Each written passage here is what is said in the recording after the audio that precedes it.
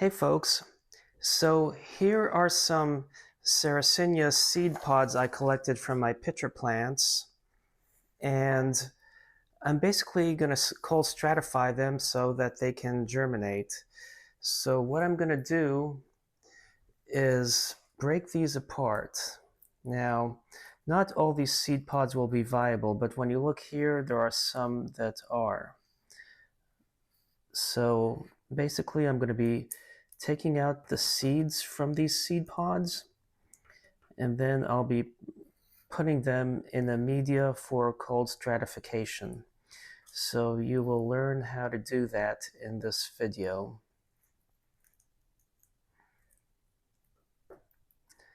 So I'm going to go ahead and tackle this, and then we'll show you the cold stratification process. So I want to show you this seed pod that I opened up. It has a lot of seeds. So that is a good seed pod where you will have a good viable seed population. So I'm going to gently take these out, and look at that. This is beautiful. Make sure I don't miss any.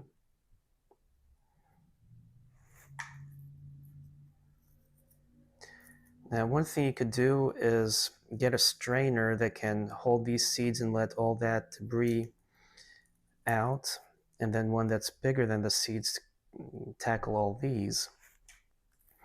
But this is just such a great seed pod.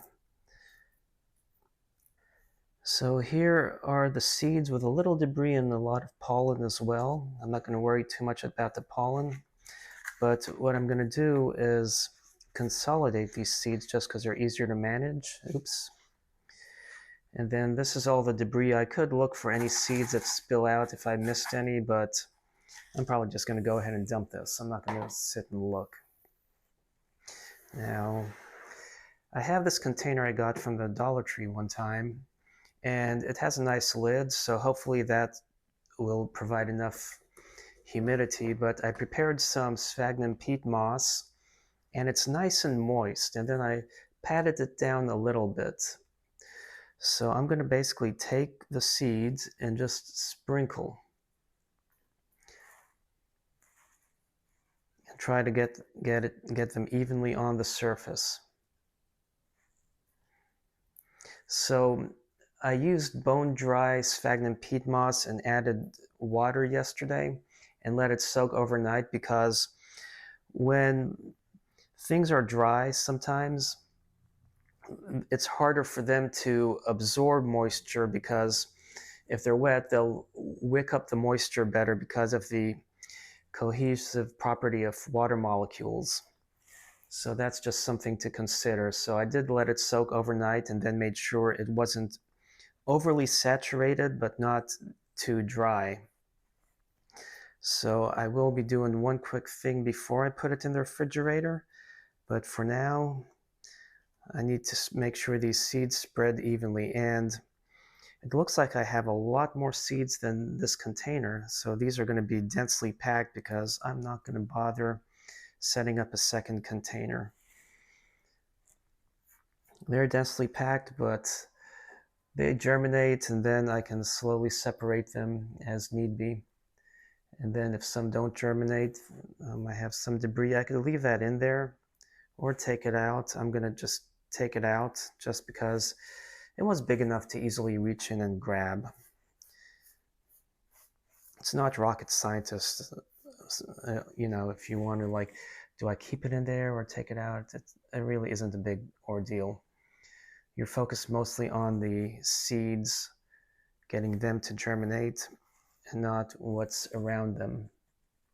See, I'm spilling some pollen in there. I'm not going to worry too much about that. I mean, that's something that will be naturally found in their environment when they seed in the wild, so it's not something to worry about. But as I get to the bottom, I will be dabbing more with my finger to grab them so I get less pollen and can spread these a little better.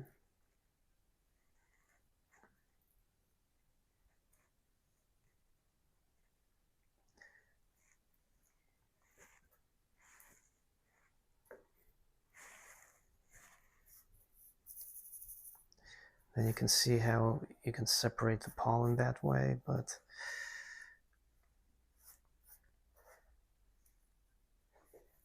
I just want to get this tackled. As you get fewer, it becomes harder to grab and you end up picking up more pollen. But sometimes it's hard to find a sifter that will be big enough to hold onto these seeds and let the pollen sift through. If you know of any, please leave so in a comment, but you can also separate like so, drag the pollen away, drag the seeds.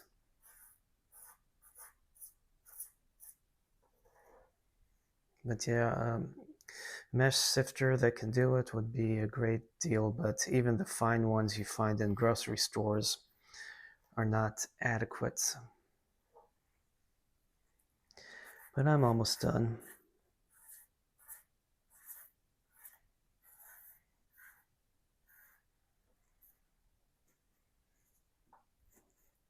Oops.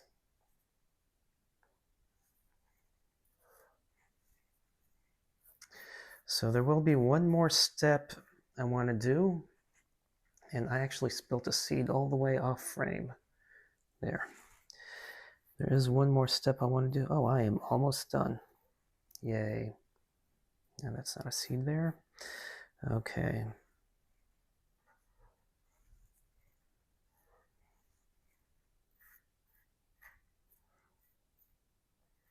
Because when you cold stratify, you want them in a cooler environment.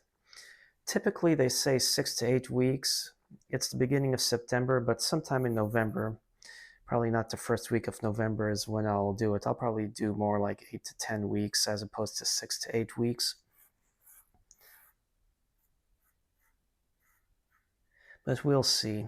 So if you're not subscribed, make sure you subscribe so that you can see the results if I choose to post them. Okay, there we go. I don't see any more seeds. I just have all this pollen. That's not a seed there. I can move this off frame.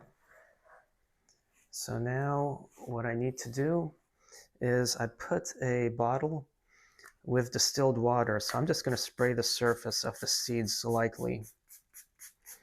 This is not something you want to get too carried away with, but make sure I get the edges too. Said not get too carried away, and I feel like I am getting carried away, but that will help ensure nice balanced moisture on them. So I'm going to close these and put them in the refrigerator. Now you could label these what date you put them in. I'm just doing one cold stratification. I don't have a gazillion different things I want to cold stratify, so I'm not too worried about it. This video was my documentation of what day I put it in the fridge.